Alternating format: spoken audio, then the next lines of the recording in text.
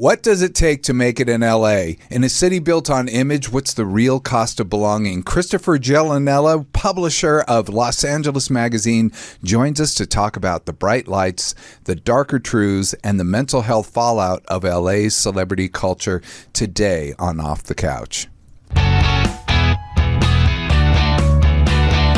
And welcome to Off the Couch with Dr. Greg, where psychology meets everyday life. I'm Dr. Greg Cason, psychologist, here with producer Brian Gomez. Happy Monday, you guys. And we have Noah, who is the last day on the board. How you doing, Dr. Greg? Dude, we're going to miss you. I'll miss you too. We have a really special guest today. I wanted to do this topic, and you are the perfect person to talk about it. We're going to be exploring celebrity culture and the Los Angeles lifestyle and the challenges of managing mental health in a world of glitz and glamour. We have Christopher Gialanella. I know I'm all of a sudden super aware of saying your name. I'm saying it wrong.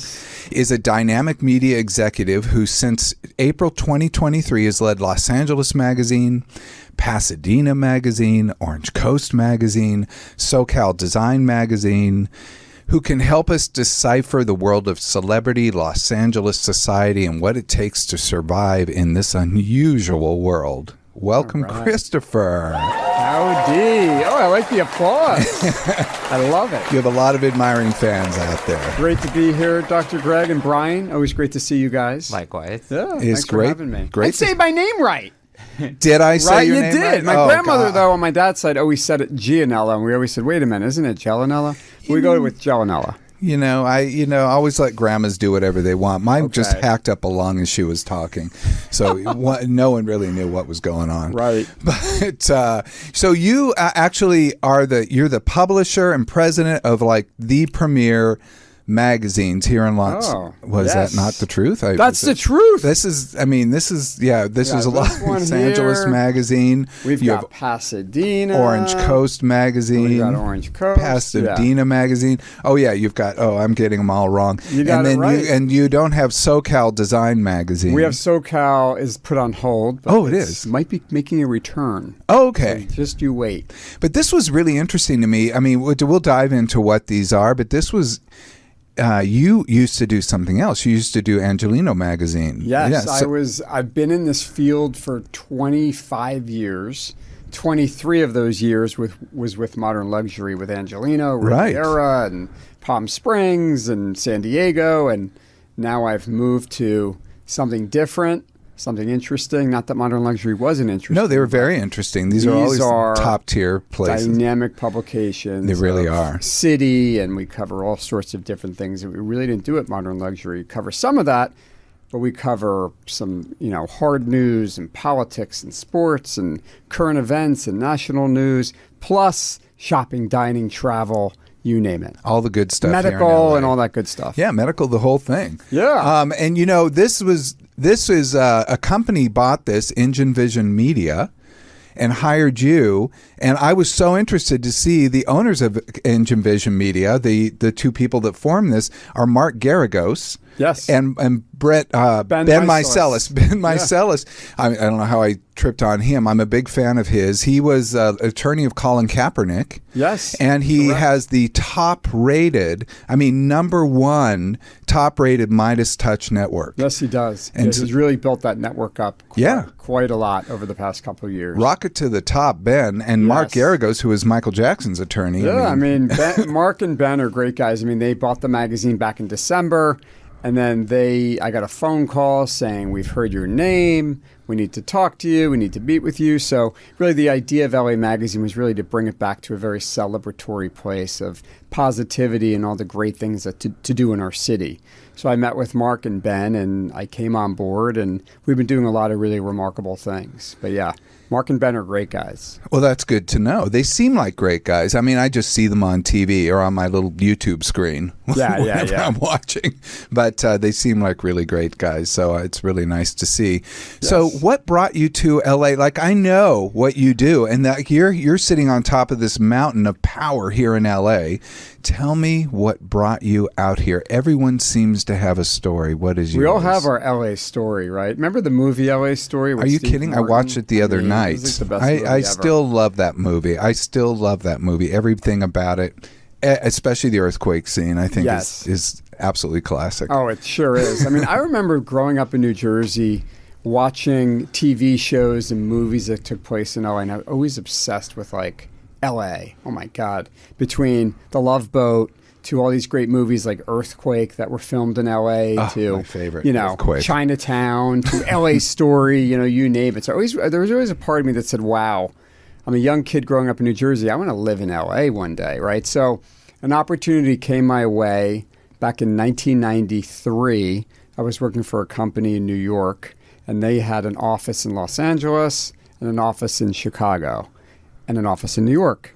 And an opportunity arose where there was an opening, and they said, hey, why don't you think about if you want to go to Chicago? And everyone kept saying Chicago, Chicago.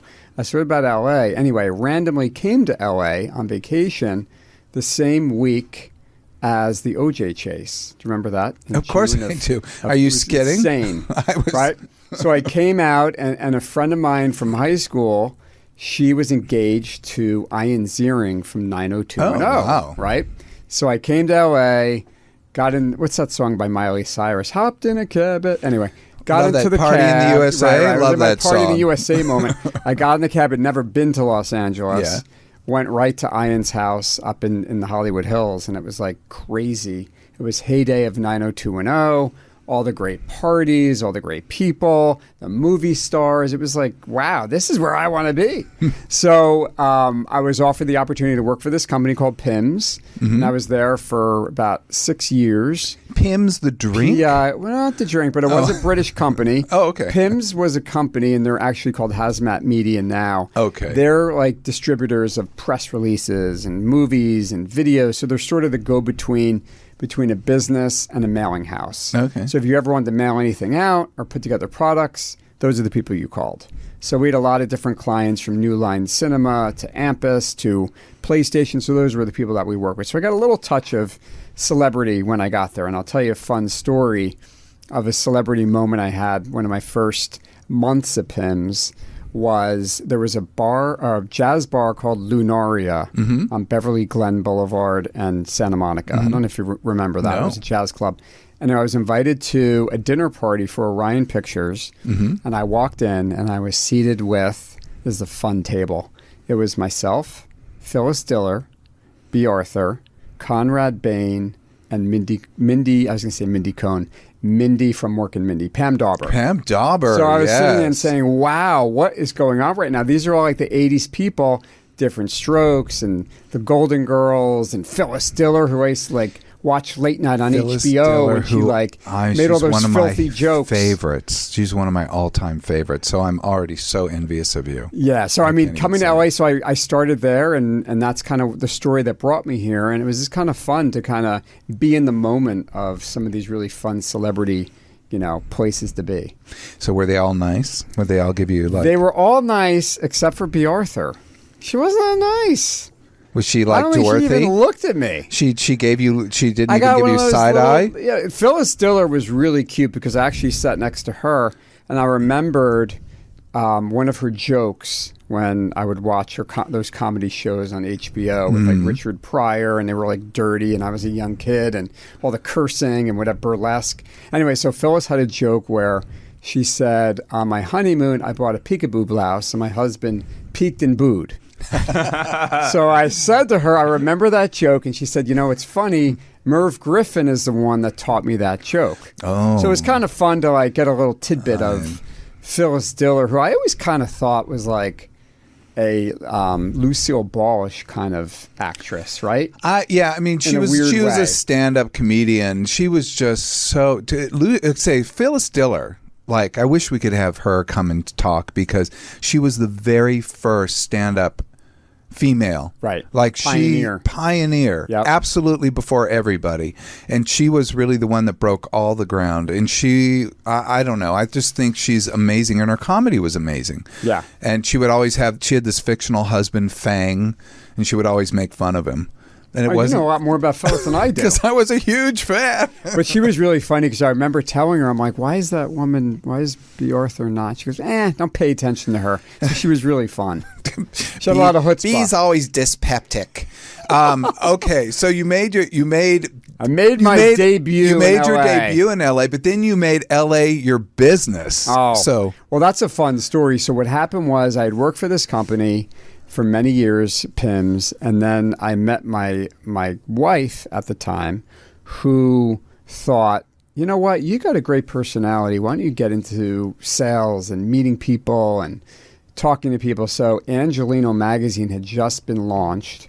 It was 1999, and we had Claire Forlani was on the first cover, and I remember seeing that copy. I looked at it, I read it, I looked at all the advertisements, and I thought, oh, I could sell advertising space. And I called the gentleman whose face was in the magazine, Michael Kong, who was the founder of Modern Luxury. We're still friends to this day.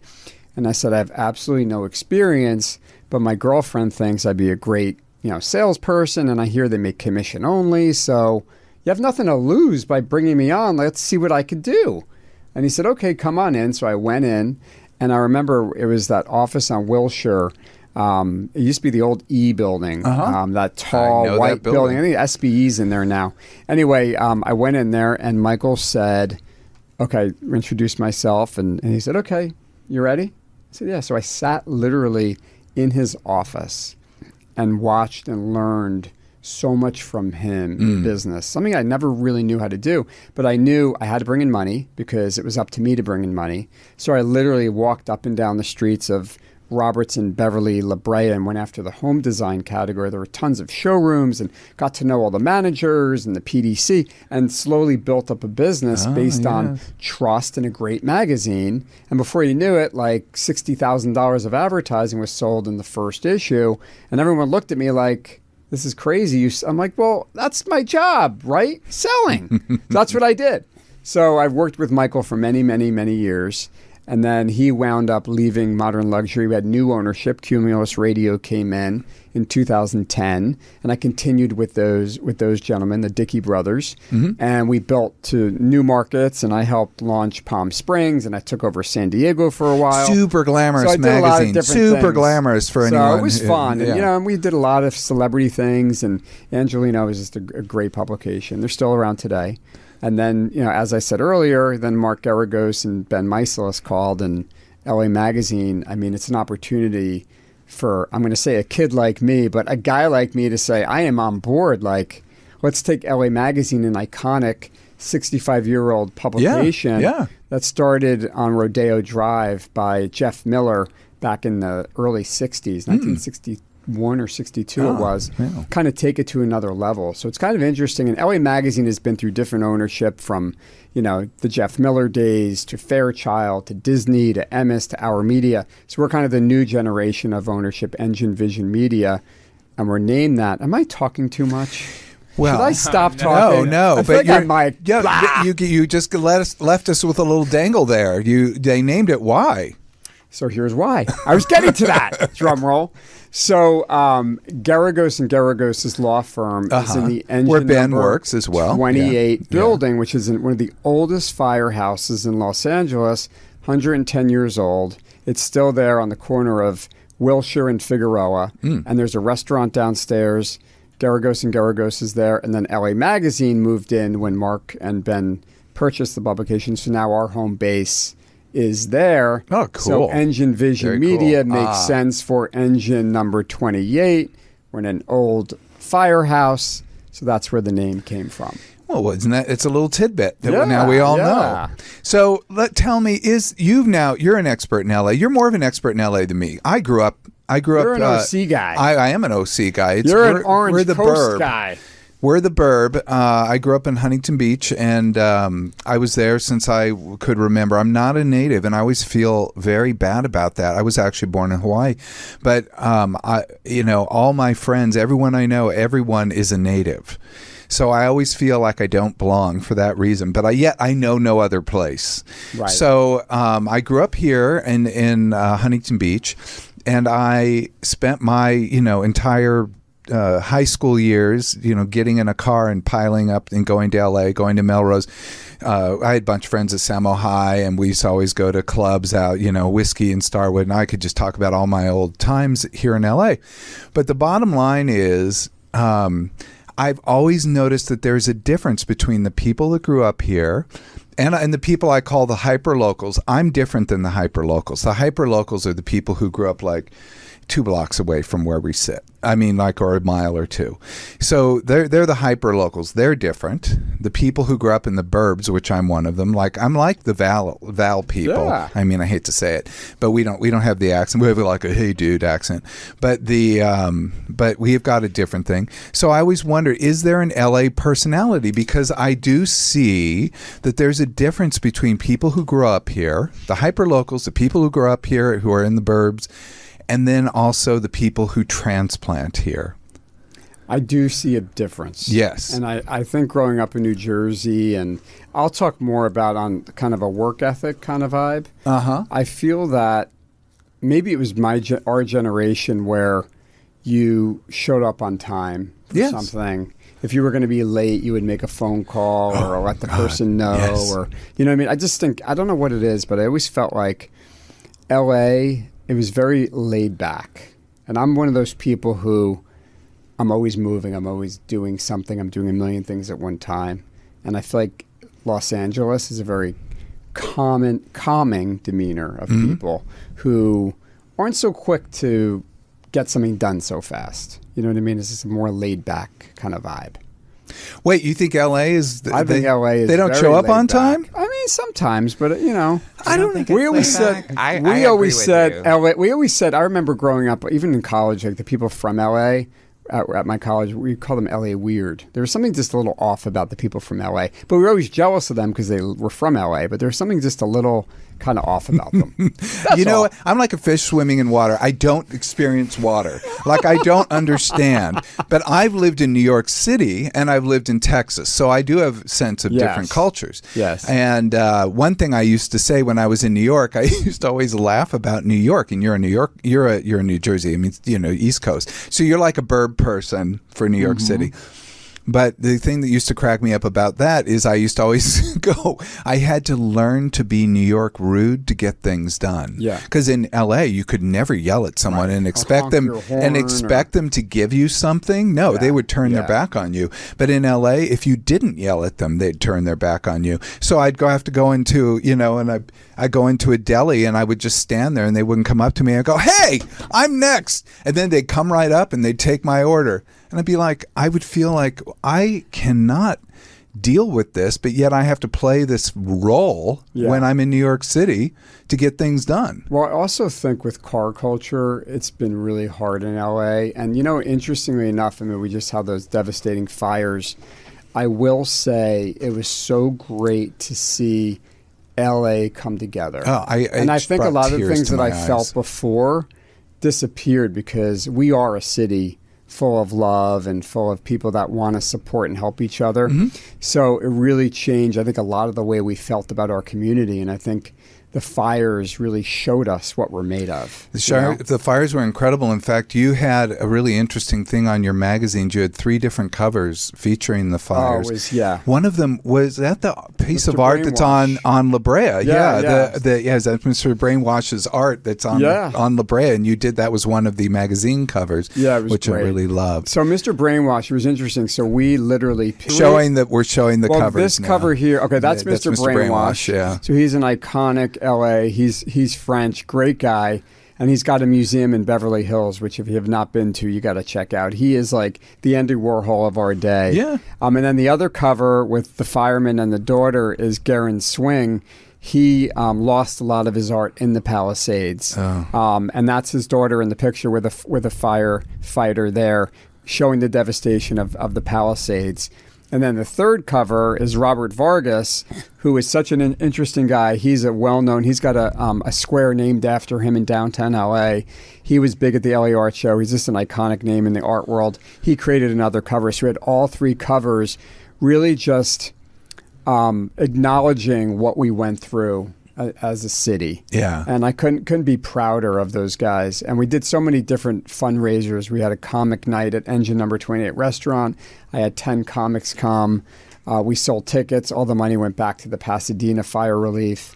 I also rented a retail space. We had a donation center for LA Mag. People dropped off merchandise. We gave it out to about 150 families one weekend. And it was just, again, so touching to see our community come together like that. Where I so agree. You know, a gentleman who lived in Malibu, who is a school teacher in Beverly Hills, is hugging a woman in Altadena who is a bartender. You know, so it's nice to see the yin and yang of people coming together during that time. So, and for anyone who really didn't ever understand the fires here in LA, one, that they hit these really charming, wonderful communities. One, Altadena, which was one of my favorite neighborhoods in all of LA, got completely decimated there, and Pacific Palisades, and they're both operate like small towns, even though they're part of LA.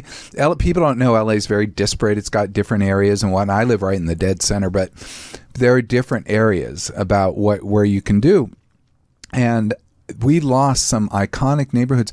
What's so interesting to me, there are two really interesting things to me. In my practice, I saw a lot of people who lost their houses. And to a person, they want to rebuild. They want to get back to it. Like, they do not want to leave. But what was also interesting to me is when I traveled, and I went to Montana, and people would say, "Oh, where are you from?" LA. And it was right after the fires. It was like second week of February. Yeah. So they've just been put out. Anyway, first week, I think. But anyway, the people were some were conciliatory, very nice and appropriate, but some people were very rude, and they would say things like, "Well, you know, LA doesn't know anything about this," and they would say nasty things, and I would just have to come back at them and say, "Have you been to LA?" And to a person, "No, but." So there's a sense that people know what the city is, and think they know like the cures for this city, but don't understand this is a community of people who really care about each other. It just happens to be a huge ass city. Right. No, I hear you for sure. And it's interesting.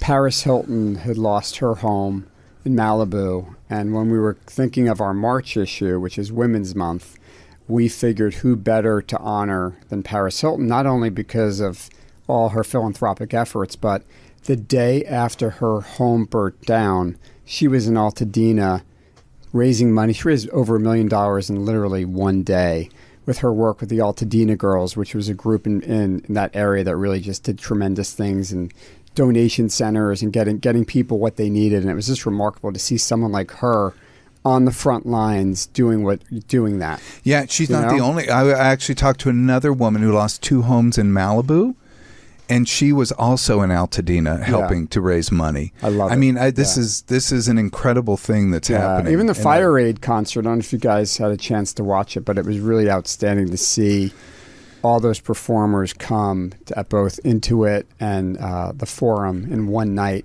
going back and forth for 7 hours of raising money. I mean, it was and then Steve Ballmer, the owner of the Clippers, is a remarkable man. He matched whatever money was raised. Whoa. I mean, it was just a remarkable thing to do, I mean, for our city. So many people had so much support, but, it's still going on. People still need help. And, we can't forget that this just happened and now it's rebuild. But a lot of people are still in a bad place. So we have to continue to help and support. No, and I think this is going to be, we're going to suffer this one for a long, long time to come. I mean, we're still, from the LA riots, which is a relatively, in scale, much smaller event, even though that affected the city. In many ways, that affected this city for years to come. The fires will affect us for years to come, just like the Northridge quake affected us for years. But in many ways, I thought the fire was bigger than even the earthquakes. We never thought a fire would take out of it. We always thought it'd be an earthquake, not a fire. Yeah, that's true. That's true.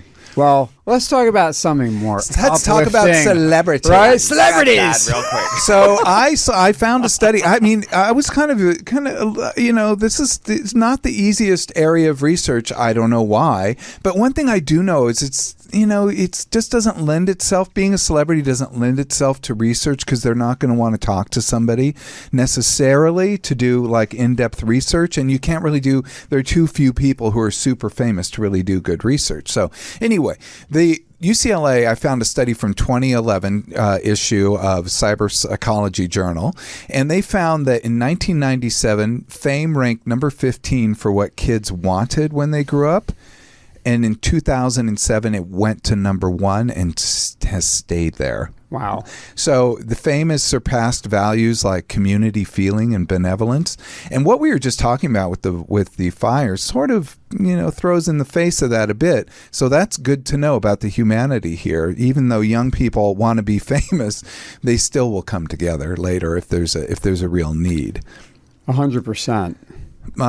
So I just, it's just interesting to me because this does an impact on our society. And I don't know if you see reflections of this in your world. Yes. The young people now are really angling more. I just saw a study today that said, people in the graduating college now want $100,000 a year, which cracked me up. What? I know. Remember how much we made when we graduated? I remember my job at PIMS. I think I made $18,000 a year, and I was like, yes. I remember graduating college at UCLA, and I remember a really bitchy woman. I thought she was just so awful. She said to me, "If you don't make your age, like you don't make the same amount as your age, then you're a loser." And I was like, "Where am I going to get a job for $18,000?" I mean, it was really tough at that time. By the way, I did the calculator on that to see because I was just curious. Did we want $100,000? No, $18,000 then, and when we graduated, it's about $50,000. Yeah. Okay, that makes sense. Yeah, it's. I mean, I wish someone would walk into my office like I did to Michael Kong and say, "I heard you make as much as you want on commission, but those days are kind of far in between times." You took commission but no salary.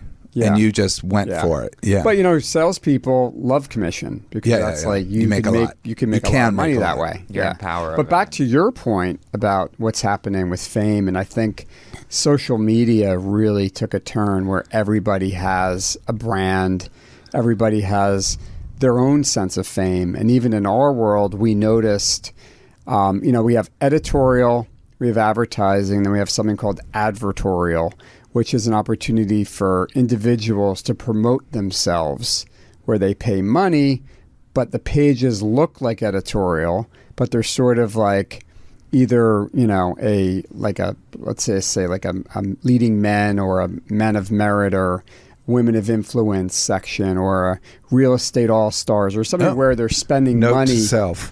Right. Or top doctors, a medical, name where and it's interesting because a lot of people will invest their marketing and advertising money to promote themselves. And it's really a smart way to do it because you're guaranteed to be in the magazine.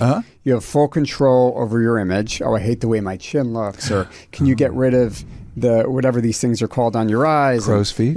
Crow's feet. Or, can you make this look better? Oh, I want, so we offer a photo shoot. We do the interview. We also celebrate them at an event. So sometimes when you get a story, Doc, are you always saying, oh, you're in this magazine, but we're going to have a party for you? So then we take it a step further, we have a party. Then you take it a step further and they put it on their social media. Then so that's kind of a new way where everybody has a brand, and in a sense, everyone feels that maybe I am a celebrity or I was featured or I was chosen in a way, even though it's part of your marketing dollars. And I always say the money's going somewhere. Whether you hire a publicist, a PR firm, or you go directly to the source, money's being spent for you to promote yourself. Celebrities have publicists. They're not doing it for free, right? So there are ways that you do it. So that's a new way of how our business has grown.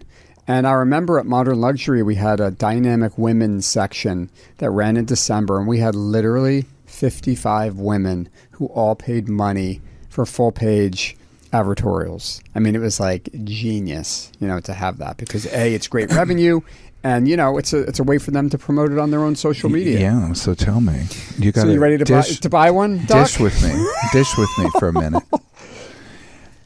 If I gave a little personality test, what's the percentage you think would be narcissistic? I mean, I don't know if it necessarily. Maybe 50%, because I also think it's a smart way. I do think it's smart. You to promote your business. I do think it's smart. I'm not saying it's not smart. I'm just being a little you're a real bitchy. Estate agent. I have a full page in LA Magazine. I was featured in here. You were featured. Who knows if it was paid or not? Well, don't you have like the little faint print? Because I always notice they'll say we put special advertisement. You have to be very careful with how you do it because there is definitely a difference between editorial, and advertising. No, I always And you see have to be- those. and also, I like, still read them. yeah, exactly. Yeah. But you still read it, and you still, you look at someone's social media, and they have a big page if they were in LA Magazine or any, oh wow, that's exciting. No, it works. I'm not saying it doesn't work. I was just curious about the people themselves. And some people do it for the photo shoot. They just want a great photo. I will tell you, one of my best days of my entire life was a photo shoot. So I kind of understand. You get it, right? I kind of understand. It's really funny. And I saw Liz Lemon do that when she had to do a photo shoot, and she talked about how amazing the photo. She goes, no one tells you how fun it is or something, but it is actually great. And you could really, and it's interesting because a lot of our businesses have different marketing budgets, and we make it where it's not just about the magazine. We make it about everything, the digital, the social media. At the event, there's opportunities for you to engage or be a sponsor or showcase your jewelry or be interviewed. So we're always finding different ways to connect our advertisers or individuals with our readers and with the community. So that's exactly what we do. So let's talk about people who worship celebrities because, you also, I don't know how much you actually have touch with them, but I did want to touch with them. Wright State did a university in 2014. It was printed in Innovations of Clinical Neuroscience. I know you need to know this, but it's very important. Of course I need to know this. There were 3 levels of worship of celebrities, and this made so much sense to me. This is I made out like a little triangle to talk about this. So the bottom, what most of us are what they call the entertainment social people. We like the fun, the interest. This is probably a lot of the readers of your magazine. Yeah. They're like, oh, I want to read that. Oh, she's on the cover? Great, I want to read about Selma Blair. How fun. And then there are the people who are intense personal. Those are people who are like zero in. They worship the person. They obsessive attachment. This is the person who knows just about everything. Oh, they were born in Tupelo, blah, blah, blah, Minnesota, right? Mississippi or whatever. And, they know all that stuff. I never seem to know anything. But and so Selma's like, who super fans would be in that thing. And then there are the part we need to worry about. Yeah. That's the number 3, which is the borderline pathological, which is risky and delusional behavior attached. These are the stalkers. These are the people who are a little bit dangerous. I was curious. You do nothing but celebrity-filled events constantly. Right. So, well, not all of them. Not all of them? Yeah. Well, not every event. We all like to think. I mean, I'm a celebrity, right? Yes. So I'm there. So That's a celebrity event. But we see that higher celebrity worship equals more emotional and psychological issues. There's also another study out of England, which I didn't, but I'm going to just say the result, that show that there's some cognitive issues going on in people who really have that high pathological celebrity worship. Do you ever encounter, like, I remember when I used to go to these parties a few years ago that you did encounter fans and stuff, like standing outside the door and stuff, and they were always so wonderful and so polite and so everything, never a negative thing. But I did always wonder, because they had a lot of security, do you ever have one of those very dangerous people? On occasion, yes. And I'll give an example. We had Adam Lampert was on our cover, and he has a lot of fans. A lot of different types of fans. Super fans, yeah. And it was interesting because word got out that we were doing a Pride event with Adam Lampert at this hotel. And we're very, whenever a celebrity is involved, the events are private. But in today's world, you send somebody an invitation, it can wind up on social media. So in this sense, our invitation wound up on social media, and we had an array of fans outside of the venue. And, we have to be very careful because our role is to make sure the celebrities feel safe and they're not being bombarded, even by some regular guests. So you'd be like, hey, I want to get a selfie, or an advertiser that's spending money with us is like, I want to meet Paris Hilton. I want my picture. So we're very careful. And also, you never want to have the reputation of being the publication that allows anybody to come over to them and take a picture. So we have to be very careful. But we have run into some incidences where we had a couple I even have my own stalkers sometimes, believe it or not. Sometimes, yeah. Oh, wow. I think it's a compliment, but whatever. But it happens. People follow you on social media and they see where you are and blah, blah, blah. But, it's part of life, but we're very careful on how we handle that for sure. So what can we do? We didn't have any at Paris. We didn't, but again, these are private events that we make sure the right people were coming. Well, you have seen a lot of celebrities in your time, and I did want to talk about the cost of being a celebrity. Yeah. Because this was interesting to me because I couldn't really find research about this. And, the people who I deal with, I deal with them in a mental health context. Right. They're not, they're human beings. So they don't, they're not in their glam mode. Well, Let's just say they're yeah. not being celebrities when Yeah. I talk to them. They'll refer to I went to do this movie or whatever, but they don't. So anyway, I've not encountered a lot of the things that this talks about, which is really interesting. This study out of University of Tehran actually encountered some things which I have heard, like fame leads to scrutiny, pressure, and isolation, which it does. And mental health stigma prevents seeking help. I don't encounter that because they've already sought help. So I do, and I don't hear them talk about it. And some people, it says, have authenticity struggles causing identity crises, which is really interesting to me because it means that they don't feel like themselves. But again, I think I'm not reaching, when I'm seeing people, I'm not reaching the people who are holed up in their apartment afraid to not be the celebrity. Well, think about a celebrity today. Like 25 years ago, Julia Roberts is at the Ivy. You might see that in People magazine. That's a restaurant. As really like a top hottie-totty. Right. Yeah, so that's like a big nice deal. restaurant. Someone took her picture. It winds up in People magazine. Now, Julia Roberts is at the Ivy. You don't know where that picture is going to be, who's going to video her, who's going to say, Julia Roberts is here right now. Like, it's kind of scary in a way. And I was actually listening to a story the other day about Ben Affleck and J-Lo. And he felt, this is just from the story I read, whether it's true or not, he couldn't keep up with the way she wanted to live her life. And he's more of a closed person, more private, and married to, a complete huge pop star who I've seen in person, and I've seen her at events, and I've seen her literally walk through the front door, make her rounds, not really talk to anybody with her crew, and then leave the party. So I've seen that, So that's got to be hard, right? When you want to be somebody, and you know what it's like when you're in a bad mood, you don't want to talk to somebody. But imagine having your photo taken everywhere you go, or you're in a restaurant and you're leaving, and you just want to live your life. And well, that is a real thing. You can't be publicly upset about something. You can't have a bad day. And I do think that puts pressure on people in a very significant way because it's exactly what you said. They have a bad day and someone's going to film it because it's going to get them clicks and likes.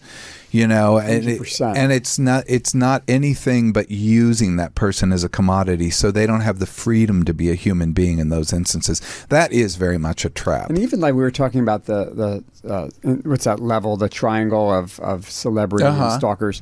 There's also people who, if someone dies, they never met the celebrity, but all of a sudden that person's photo of the celebrity who died is now on their Instagram, which is a little kind of nuts too. Yeah, you don't have never a personal understood connection other than this is a good actor or actress or a model or whatever, but they died, so you're going to go ahead and put their photo up on your Instagram. You never met them. It's kind of an interesting thing to do too.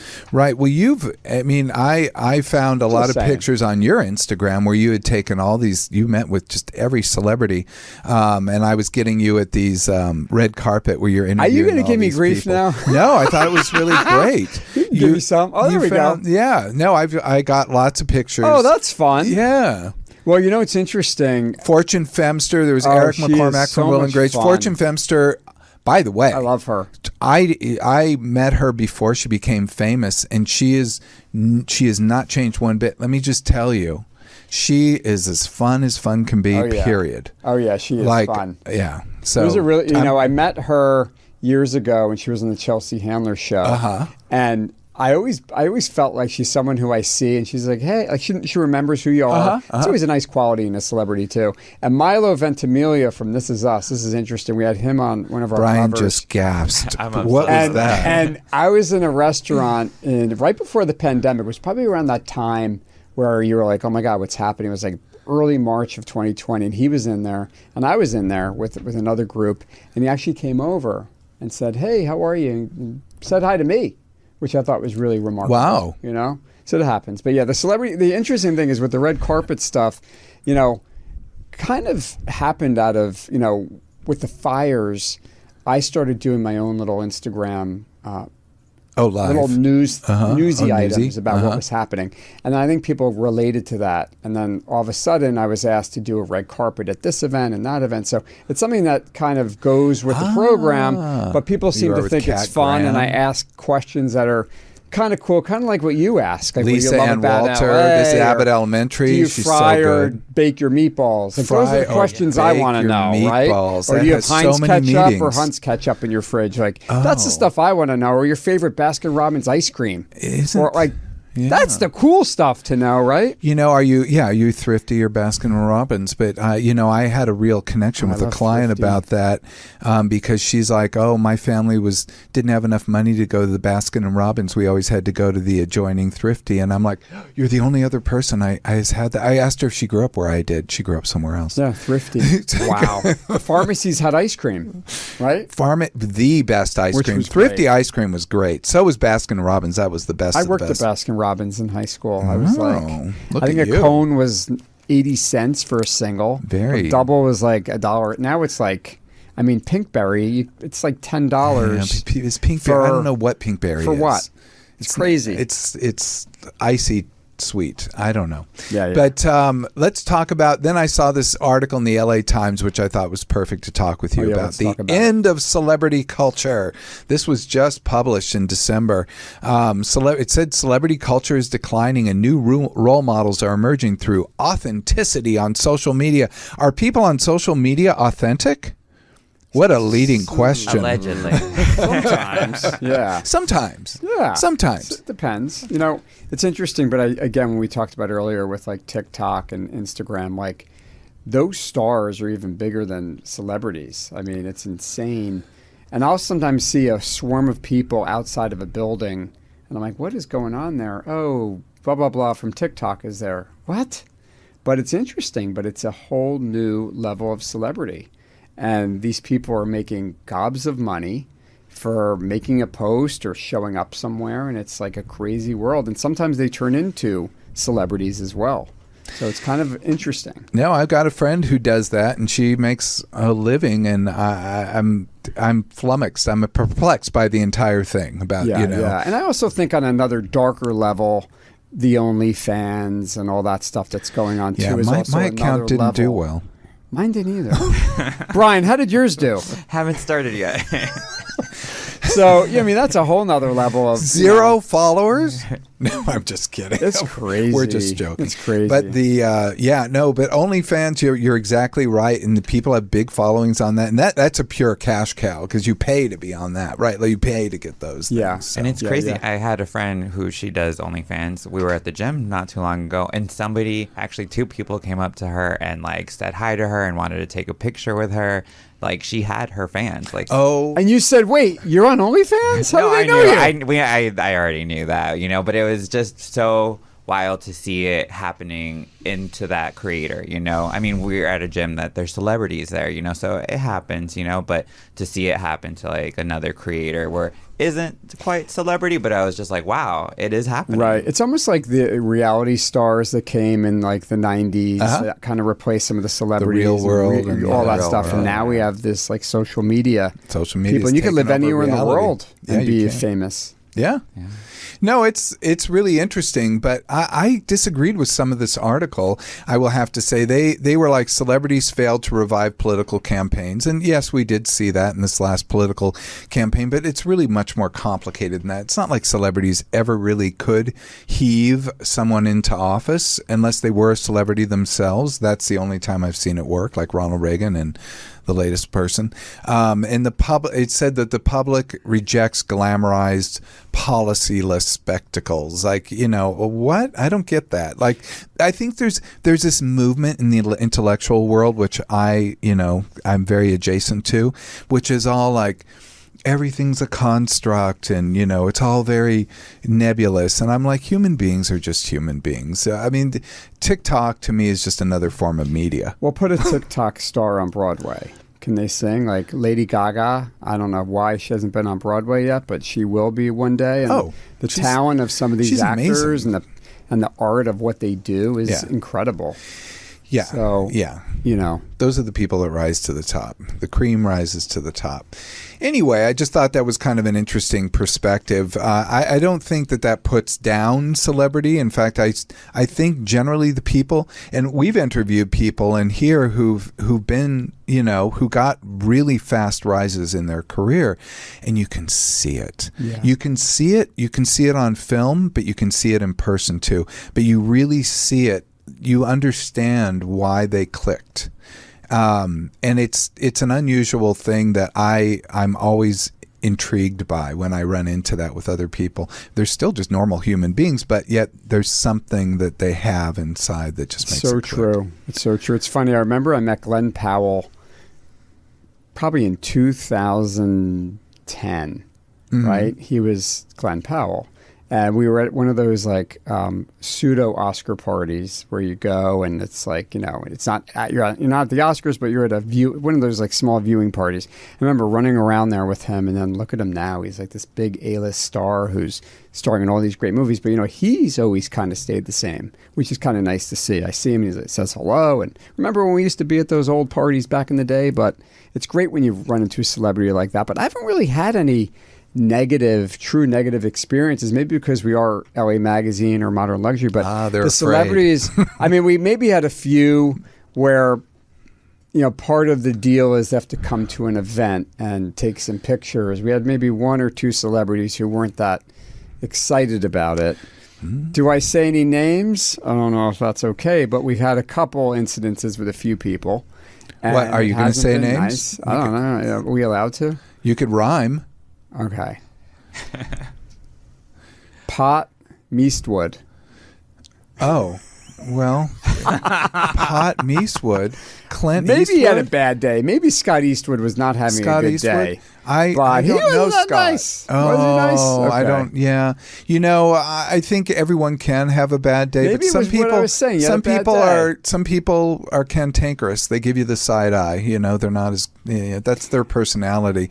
But generally, I mean, I don't know. I'm not a good enough person to say what's going on with him. Yeah. But yeah, Gems, Laura Dern.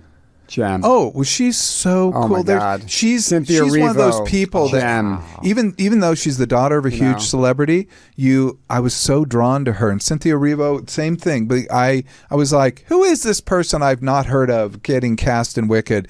Boom. 2 seconds on film. I was like, there. You're there. I understood it. You know what I loved about Laura Dern? We're talking about her parents, Diane Ladd and Bruce Dern. Yeah. There was a movie that I was petrified of growing up. Again, talking about Los Angeles. It was called Black Sunday. And it took place at a football game, and there was a terrorist in there. And Bruce Dern was the main star. So I was afraid as a kid to go to some games because I spent the whole time looking to see if there was somebody up in the rafters with a gun. And when I met Bruce Dern, I brought that up and I said, that movie, everyone says, oh, The Shining scared me as a kid. I'm like, oh, no. Mine was Black Sunday because it was scary to think about. Even like all those movies like Jaws and Piranha, these are some pretty awful movies for us to be watching as kids, like afraid to go in the ocean or go to a football game or, Anyway, I grew up by the beach. I grew up by the beach, and I used to fake getting attacked by a shark in the water. Did you? I did. I thought it was the funniest thing.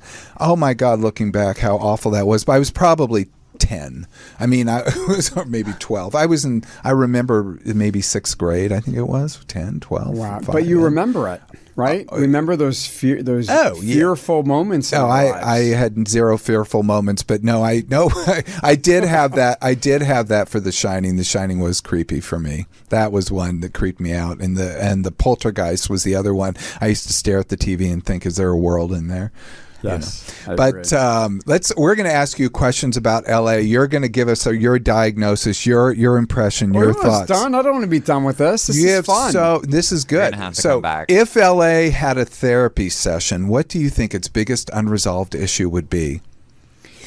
Ooh, therapy issue, unresolved issue. I will say, it will be Money? Money. We're money obsessed here. Well, yeah. Money? I can see that. Cars? So this goes to the next one. Who actually runs LA? Is it celebrities, billionaires, influencers, or TikTok algorithms? I'm not going to say billionaires. What was the first one? Celebrities.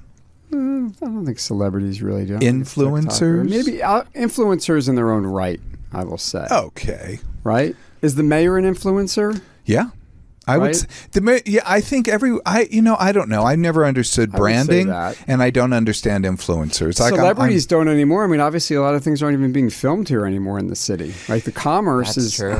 like you can't really say it's celebrities or the big studios. You know, are it you used to secretly be. happy about that? I love it that they I film. love seeing something being filmed. I love it that they film in studios, but I remember being like a student at UCLA and continually having to dodge film sets. And I remember once I was the set of Quincy, and they didn't want me to cross, and I had a final, and they're like, "You can't leave, we're filming, you can't go across." And I'm like, screw Quincy. this. I may not have used that word. I said, screw this, and I ran right into the shot and ran through it because I had to get to my final. That's what I would have done, You too. couldn't be late. They didn't understand. You couldn't Do be. you Why even know did they what Quincy schedule is? filming? Oh my God, Jack Klugman. Probably before my time. You know what's funny? Last night I was at an event and I ran into Donna Mills and Michelle Lee. I mean, talk about two those are great. iconic Love names them. in the TV world. And I said to them, it was so interesting because as kids, our parents would watch all these shows, Dynasty, Yeah. Knots Landing, Yeah. Dallas. Yeah. So as kids, we always watched it too.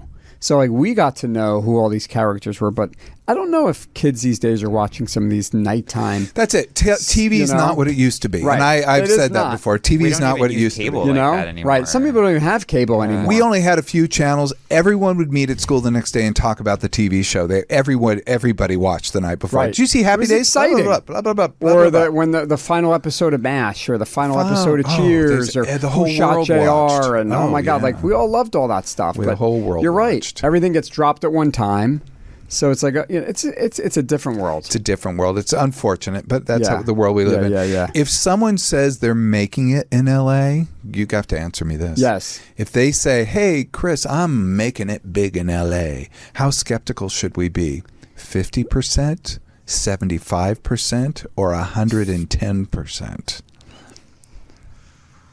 Maybe I'll say 75. Okay, Okay, that's is fair. that fair? I'm Yeah, always, I would say I that's always fair. doubt someone that brags. Yeah. Has LA officially replaced talent with hype as its most valuable currency? This is one only you could answer. I'm going to say no. Okay, I don't think so. I like that answer. That I'm gives, telling you, I love this city so much, and I always feel, again, there's such great people in this town. You know, well, thank you. there really are. Like you, Dr. Greg, and you, Brian. Like you guys are all. Maybe I'm a different kind of guy. I treat however anyone treats me is how I treat them. You're a good Someone man. gives me any bad. This person's a jerk, or if I have a great rapport, and that's kind of how I base people's character. Okay, if you had to pick one, is LA more fake or more real than people think? More real. I do believe that's true. We are not as fake. And in fact, that's the thing when I went to Montana. I could not believe people's very skewed vision of what LA was. And I was here hurting from Well, I the think fires. it's a I mean, jealousy too. I think a lot of Yeah, people who have never perhaps. been here don't know what it's like. Yeah. And We they think have a it's lot of all vanity, too. celebrity and all, they think that's really what it is. you Yeah, know? we There's like that donut shop owner of a store on Western that has been working What- there for 60 years. No one Randy's, knows no, about her. no, yeah. Like there's a lot of people in this town Oh, they're great. Yes. who do great things. What's something about LA that no one wants to admit, but everyone secretly knows? I will say, oh God, these are such good questions. The Santa Monica Pier is pretty damn fun. Oh, Right? good for you. Yeah, that is a good one. Will anyone admit that? But anytime you go there, you have a good time. No, you I do have a good time. I like the little Ferris wheel, but I like that really janky, bad roller coaster. Yeah, that roller coaster is a still lot like of fun. going on it. Yeah. Right? Yeah, There's so- also a great restaurant called the Lobster right at the end of it. I know the Lobster. Honestly, You want to get a good cocktail, and that's where you go. And yeah, the people Lobster is watching. amazing. Yeah, that is an True. amazing, fun place to go. So good for you. Yeah, you know LA. See? You really know LA. What's the biggest myth media like LA Magazine has helped create or destroy? What do you think? Help create. Yeah, create or destroy. What have you broken down, or what have you? I think we've helped create. Obviously, with the Olympics coming, we're really trying to celebrate what we do in the city. And I think we have some cutting edge stories that we've done. Sometimes we've had stories that maybe were too much. I mean, I know we did a story about Rebecca Grossman, the woman who ran over those 2 kids. Oh, right. And had her featured in the magazine in our car issue. That maybe wasn't a smart thing to do. But we. By the way, I love that issue. The car issue's Yes. great. Yeah. But I think people learn a lot from what we do, and I think we put together a great product, and I'm proud of it. Not only, but I bought that issue and I didn't notice. Did you? I didn't notice. So You didn't? just letting okay, you know. thank you. Because Twitter noticed because we had a Twitter, gazillion comments. Twitter. That's all I have to Yes. say. Okay. There you go. What's the juiciest, most LA thing you've ever seen happen that you could not print? You've been in this town and magazine business for a long time, so it doesn't have to be for this magazine. It could be one of your many others. Juiciest. LA Mag, a juicy story that we could not print. Huh. Who do I want to say? Or what do I want to say? We had is it Circus of Books? One of those. It was a story Circus about of Books. That was kind of a something that quasi-porn happened store on Santa Monica something in Boulevard. the porn world. We could not print. It was just a little too much. By the way, that's a great documentary. I think it's on Netflix. It's about Circus of Books. Oh, is it? I think it's the daughter of the owners made it. Like she made a documentary about her parents starting this porn store in Santa Monica Boulevard in West Hollywood, and it just was an incredibly engaging documentary you never would have thought. It's actually I gotta worth check a it watch. out. Yeah, that's one it's a thing we few kind years of old. steer clear of in our world. Yeah, you know, I because can obviously we see get a that. lot of advertisers that want to be in the company of great things. So we No, have to I be imagine careful. that's sort of why X is having problems, as X or Twitter is, having that particular issue. Yeah. Okay, so your last one. If LA had a warning label, what would it say? Proceed with caution. Yep, I like that one. It's accurate. Possibly. I was like, you might fall in love and never leave. Oh, that's a good one. I mean, I think that's true. it is. You might fall in love and never leave, like us. There you Right? go. Literally, we Well, all I have. was, what I was plopped. I mean, I wasn't You even could have plopped stayed in out OC. here. I could. Oh God. But I do think you need to. I like what you said, but you also have to be very cautious. Right, anywhere you go. You do. I remember when I moved here from New York. New York, I always felt way safe. Maybe it was because you could walk and there's so many people around. But sometimes in LA, if you're in an area and you don't know where you are and your car breaks down, it could be pretty frightening.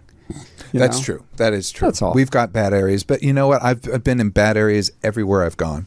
So I want to get to you personally. We're almost done, but you are a big gym guy, and I was looking. So I'm looking. Are you going to make me take my shirt off?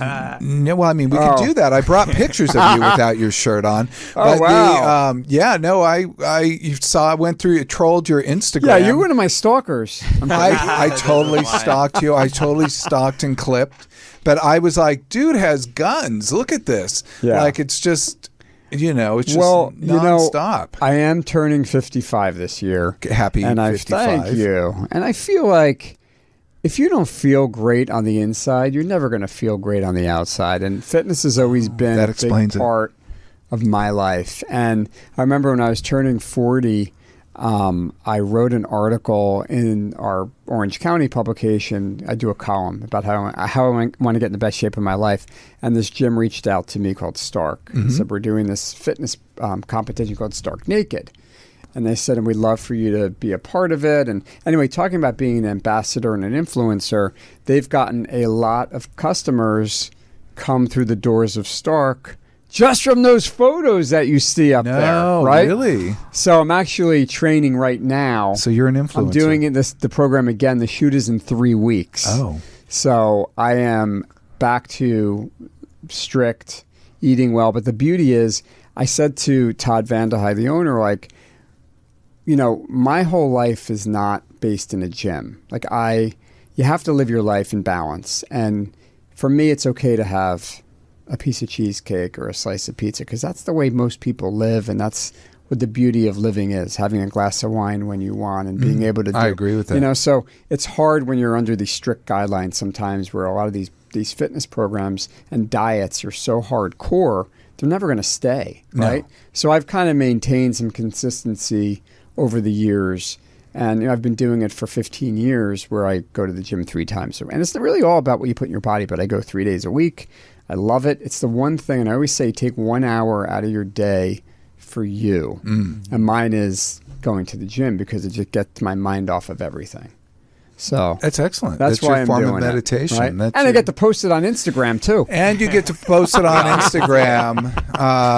So you're an influencer for the gym. So good for you. Good for you. Thank you. And you guys are in good shape too. I mean, I've worked out with Brian before. He's in good shape. Brian's in good shape. You're in good shape. I have been. I feel like We'll get you over to Stark, Doc. we could get me to Stark. You can come to my photo shoot. The thought of did dieting. say they were fun, The so. thought of dieting is concerning. I don't like the word diet. Do you? No, it's a 4-letter Like, word. It's a silly word. It's a Right. 4-letter word. We don't like that word. No. I'm a big person who still likes to eat, and I just had a Snickers right before we started. Ooh. So Well, there's no difference between the Snickers and like a power bar, right? Isn't it almost the same thing? no, Maybe. Same shape. same shape.